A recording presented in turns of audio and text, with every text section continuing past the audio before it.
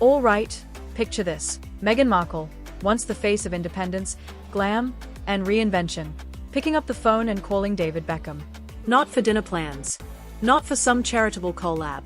Nope. She was asking him for a $20 million loan. Yeah, $20 million. And he didn't even hesitate before saying no.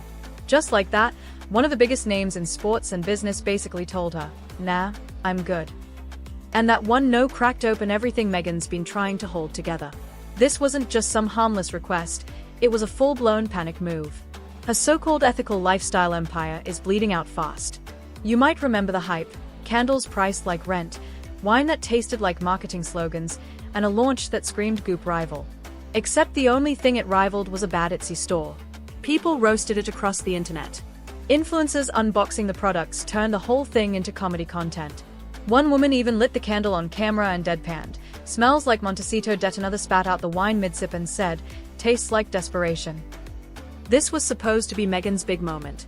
Instead, it turned into a meme. But back to Beckham. Why does his refusal matter so much? Because this isn't just anyone turning her down. David Beckham isn't some flaky celebrity. He's calculated. He's strategic. His brand is clean. His investment's smart. If he thinks your pitch is trash, it probably is. And insiders say that's exactly what happened. Meghan pitched as ever like it was the next lifestyle revolution. Beckham saw it for what it was, a vanity project in crisis, no real business model, no real audience, no hope of return. He walked away. And when someone like Beckham walks away, people notice. It sends a message, "Don't touch this." And that message is spreading. Word in Hollywood is Meghan's becoming radioactive.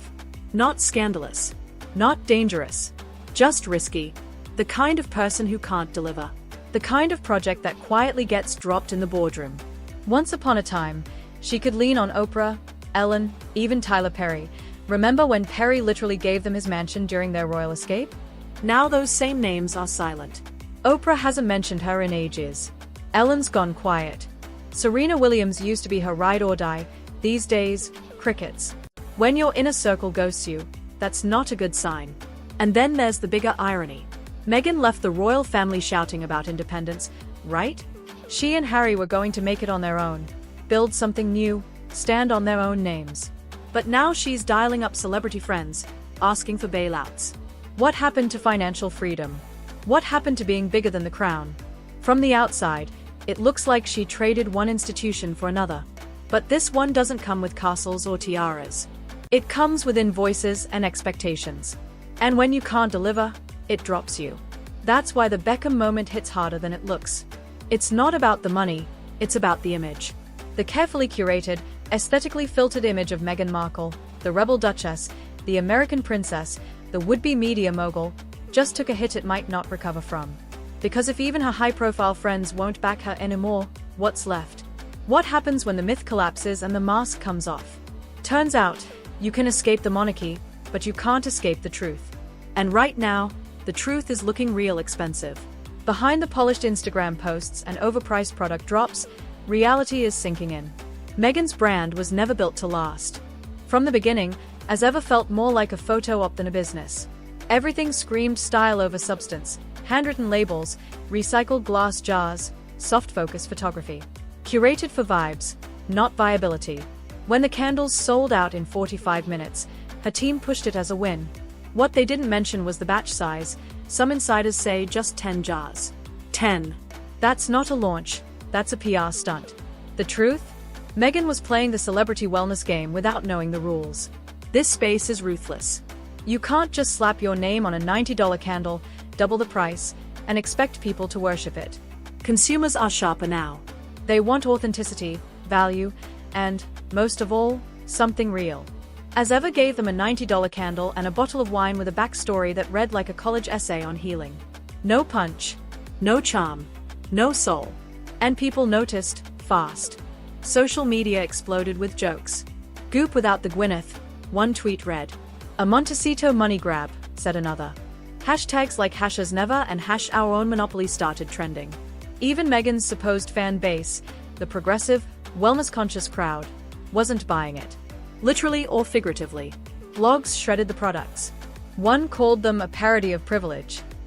Another went harder, soulless and embarrassing. Meghan wanted to redefine luxury.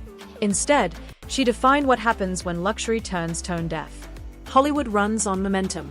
The second it slips, you feel the cold. And Meghan? She's deep in it now. The same producers who once rolled out the red carpet are closing the doors. Netflix, once her biggest partner, has reportedly pulled back hard. That $100 million deal everyone hyped? Not looking like the golden ticket anymore. Insiders say Sussex content isn't even a priority because it's not performing.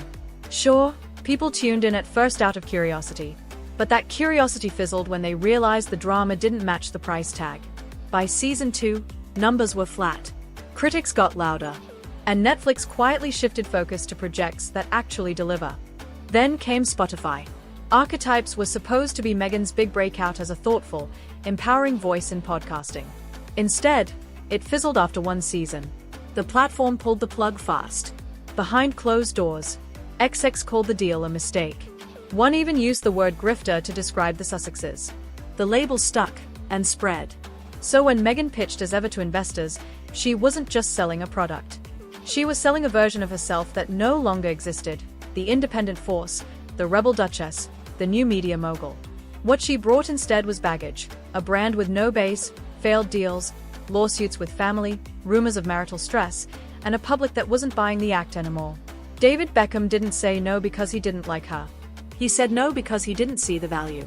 And that's the harshest truth of all. In business, nobody cares about your past headlines. They care about what you can do next. And right now, Meghan doesn't seem to have that answer. What was supposed to be her empire is starting to look more like a cautionary tale. Netflix, Spotify, and now as ever, it's not just bad press. It's a pattern. Meghan's entire post-royal strategy was built on the belief that her brand alone was enough, that her name, her story, her platform would carry everything she touched to the top. But fame without follow-through is just noise. And the noise is getting louder.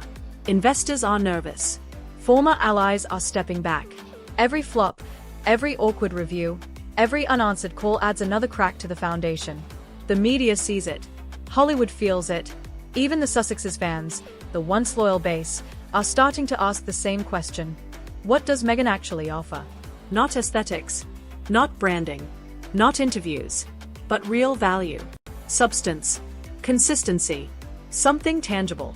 Because right now, the only thing she consistently delivers is controversy and underwhelming results. And while as ever burns through cash, Meghan's inner circle is evaporating.